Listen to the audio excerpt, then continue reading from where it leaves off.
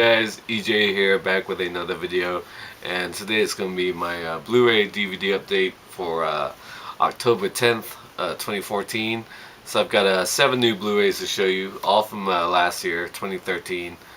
Good mix of sort of comedy, drama, a little bit of romance, some sexiness in there as well. So yeah, some good movies from 2013 that I certainly enjoyed one way or another. So let's get started. Up first, we have Anchorman 2, The Legend Continues. Sort of remarkable that they took almost 10 years to make a sequel to Anchorman, one of the most popular and most quotable comedies of the last decade. Yeah, this one, I enjoyed it, but certainly not as good as the original. Of course, the great cast returns. Will Ferrell, of course, as Ron Burgundy, absolutely great. Paul Rudd and Steve Carell, I mean, they were known quantities back then when they made the first one, but certainly Carell and Paul Rudd have sort of skyrocketed since that film. David Kirkner as well, he's good. Christina Applegate, and this one, of course, the 70s are over, and Will Ferrell makes his way to New York to become part of a all news station like a CNN type. Yeah, of course you got the great cameos with the big brawl like you had in the first movie. Yeah, certainly enjoyed it, but not as good as the first one. Okay, up next, really good film, I enjoyed it a lot, and that is Don John, written and directed, of course, by a very likable star, Joseph Gordon-Levitt. He plays this New Jersey guy, sort of a Jersey Shore type. Loves his family, his apartment, his car, and his porn, which sort of clouds his judgment when it comes to his expectations for dating women. And of course he meets Scarlett Johansson, falls in love with her, but she's sort of disgusted by his obsession with porn. Julianne Moore, good in it as well. Not a great film, certainly not perfect, but a really good, solid directorial debut for Joseph Gordon-Levitt. Really likable always. It's not really a very likable character in this movie, but he has fun with it. And of course, love me some Scarlett Johansson, Julianne Moore always. Yeah, good film. Good first effort for Joseph Gordon-Levitt as a writer-director. Okay, up next, another interesting romantic film from last year. Very sad too. And that is Enough Said, sort of bittersweet romantic comedy, of course, starring the late great James Gandolfini, who plays a divorcee, who meets Julia Louis-Dreyfus. Absolutely love her. She's also a divorced mom, and they start going out. But Julia Louis-Dreyfus's character also befriends Catherine Keener's character, who is James Gandolfini's ex. She's like, I think she was a masseuse or something, some kind of therapist, whatever. She totally rips her ex-husband throughout the film, always talking crap about James Gandolfini, and then it sort of clouds Julia Louis-Dreyfus' opinion of the guy she's going out with. Yeah, really good cast, great performances. One of Gandolfini's last. Love Julia Louis-Dreyfus. I absolutely adore Veep. She's hilarious on that show, one of the best comedies on TV. Always liked her since Seinfeld, and before then, SNL and Christmas Vacation, stuff like that.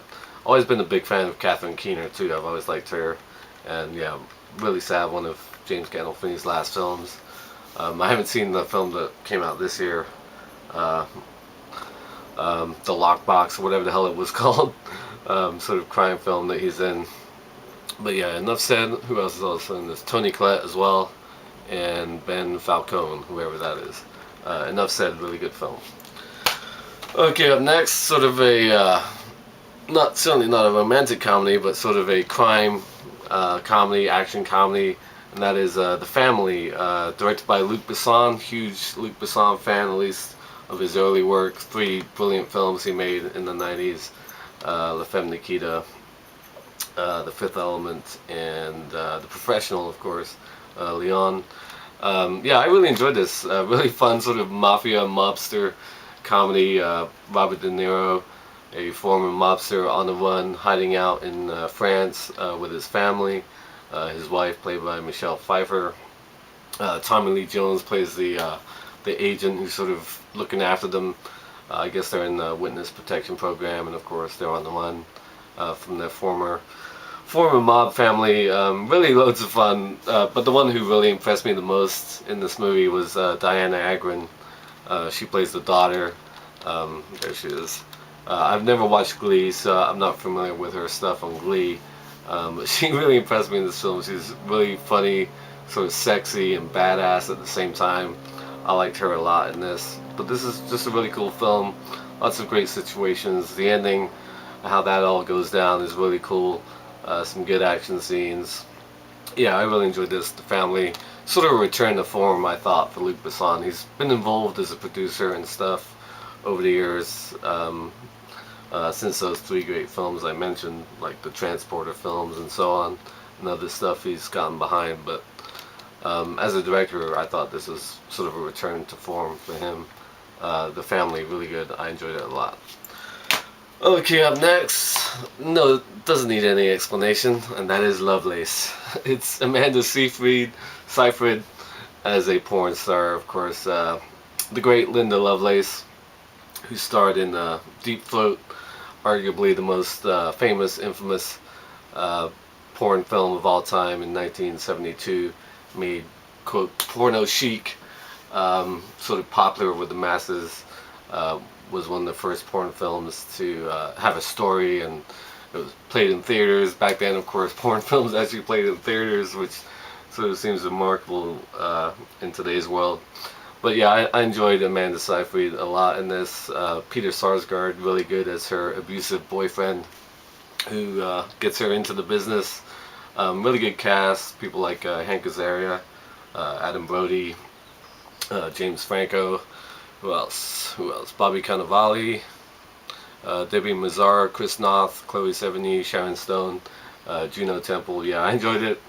I'm not gonna lie, I'm a huge fan of Amanda Seyfried, and she's playing a porn star, so how can you go wrong? It wasn't great, I'll granted that, but it was an interesting story about Linda Lovelace's only 17 days in the industry, which I thought was interesting, and what she went on to do after this. Fighting for women's rights against sexual and domestic abuse, that kind of stuff.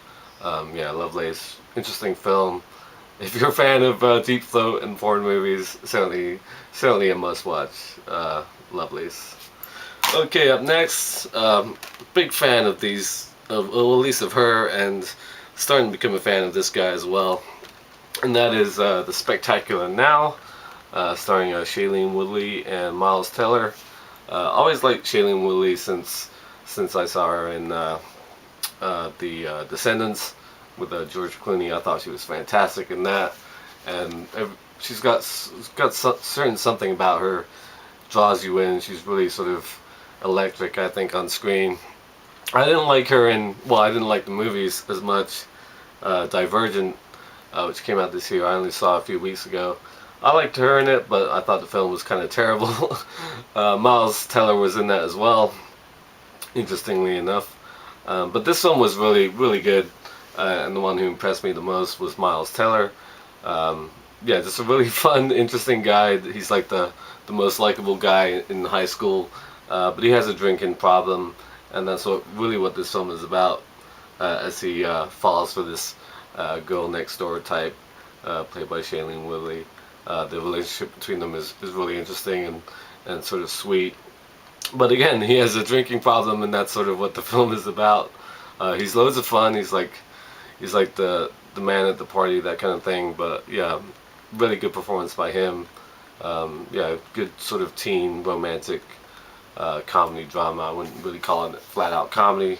Certainly not. Also stars Brie Larson and Jennifer Jason Leigh, to name a couple. Yeah, The Spectacular Now. Scott was the one who recommended this to me, Cineram, a while back.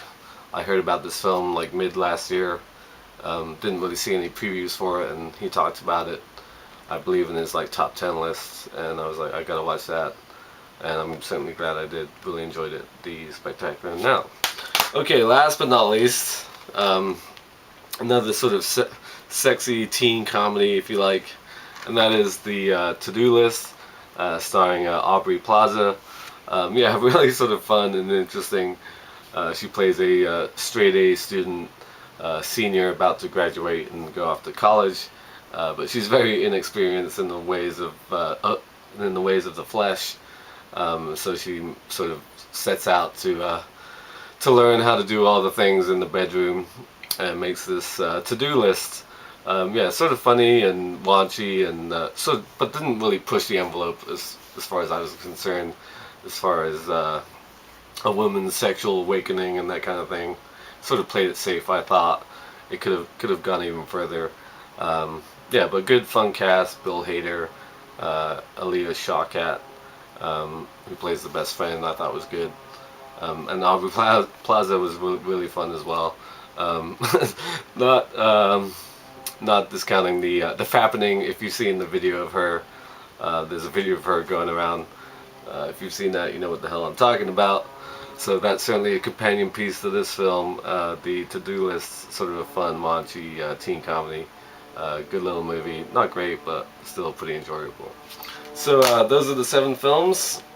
7 really good comedy, romantic, drama films from 2013. Let me know if you've seen these films and what you think of them. Thank you for watching as always, and until next time, I'll see ya. Bond.